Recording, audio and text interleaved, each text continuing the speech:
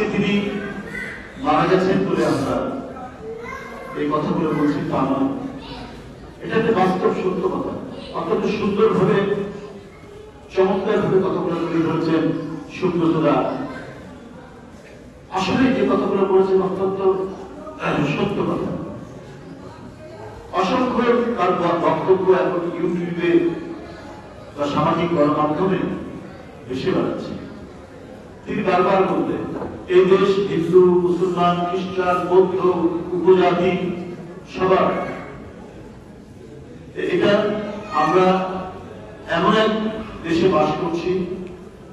আমাদের রাজনৈতিক দল, আমরা আমাদের এমন একটি রাজনৈতিক দল করি, আমাদের রাজনৈতিক দর্শন হচ্ছে প্রত্যেকটি মানুষের ঠাঁই, প্রত্যেকটি মানুষের ঠিকানা, প্রত্যেকটি মানুষের আশ্রয়। তাদের বক্তব্য এখন ইউটিউবে ভেসে বেড়াচ্ছে। কি অসাধারণ অসাম্প্রদায়িক একজন নারী। একদিকে যেমন তিনি ধর্মপ্রাণ, আবার একই সাথে তিনি খুব প্রচন্ড রকমের অসাম্প্রদায়িক মানুষ। একজন ধর্মপ্রাণ মানুষ কখনোই সাম্প্রদায়িক হতে পারে না। সত্যিকার অর্থে যদি সে তার ধর্মের মূল ভ্যালুস গুলোকে, মূল্যবোধ গুলোকে লালন পালন করে, কেউ কখনোই ভয়াবহ হিংসা বিদ্বেষ পোষণ করতে পারে না। ধর্মপ্রাণ মানুষের এটা হয় না। এবং একদিকে যেমন ধর্মপ্রাণ মানুষ, আরেকদিকে তিনি আধুনিক মানুষ, আরেকদিকে অসাম্প্রদায়িক মানুষ। তিনি এমন এক জাতীয় নেতা, তার আশ্রয়ে প্রত্যেকটি ধর্মবর্ণের মানুষ তারা আশ্রয় পেত।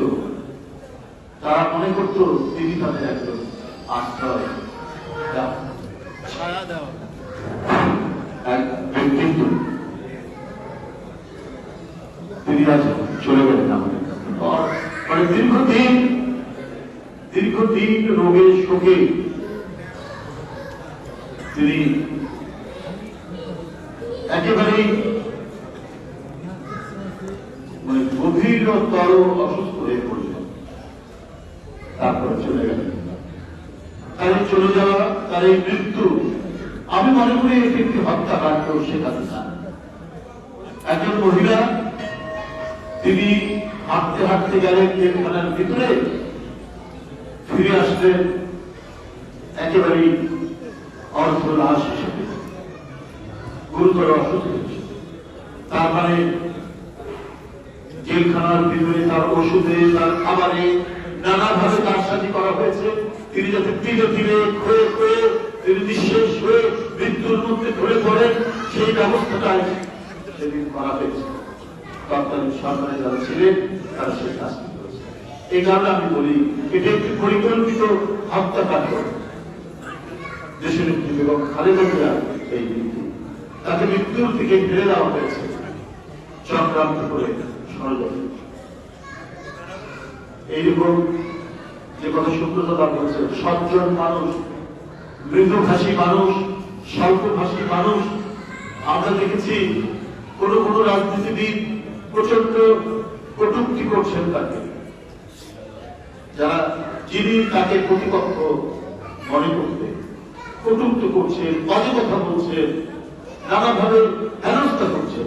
কিন্তু তার পাল্টা হিসেবে তিনি একটাও অসাধারণ কথা বলেনি। তার সাংস্কৃতিক উচ্চতা এত বেশি ছিল, এত উপরে ছিল যে সেখান থেকে তিনি কখনোই নেমে আসেননি সাধারণ স্তরে।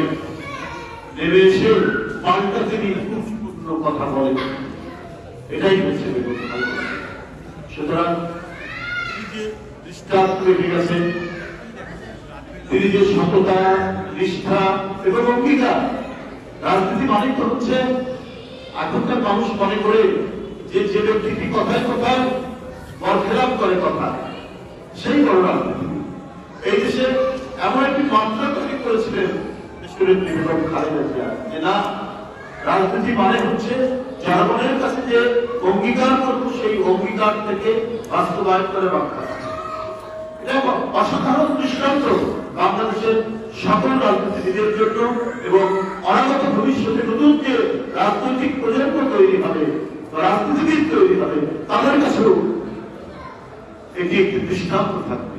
ইতিহাস ঘেটে তারা দেখবে যে একজন মানুষ যিনি রাজনীতি করতে গিয়ে পাগলত্বের কথা বলেননি, মিথ্যা অঙ্গীকার করেননি, অসত্য ওয়াদা করেননি, যা বলেছেন সেইটাই করার চেষ্টা করেছেন। যাই হোক, আমি আজকে বক্তব্য দীর্ঘায়িত করব না। এখানে হিন্দু খ্রিস্টান বৌদ্ধ কংগ্রেস পূজা উদযাপন কমিটি আয়োজিত এই পূজা উদযাপন তাদের আয়োজিত এই যে ধর্মীয় অনুষ্ঠান প্রার্থনা সভা মহাযজ্ঞ হয়েছে, প্রার্থনা সভা যারা আয়োজন করেছেন এই ফ্রন্টের যারা নেতৃত্ব দিচ্ছেন দীর্ঘদিন ধরে, বিশেষ করে আমার ভাতিজি এবং তার সাথে যারা যে আরো যারা আছে এখানে, আমি তাদের নাম বলেছি। আমি তাদের প্রত্যেকের প্রতি কৃতজ্ঞতা জানাচ্ছি। তারা হৃদয় থেকে, হৃদয়ের একেবারে অন্তঃস্থল থেকে নেতৃত্ব প্রতি তাদের যে ভালোবাসা, তাদের যে অকুণ্ঠ সমর্থন, এটা ভুলবার মতো। এটাই হচ্ছে, উনি মারা গেছেন কিন্তু এই অর্জনটুকু রেখে গেছেন কোটি কোটি মানুষের হৃদয়ে। তিনি চিরস্থায়ী ভাবে বাসা বেঁধে গেছেন। এই বাসা এত শক্ত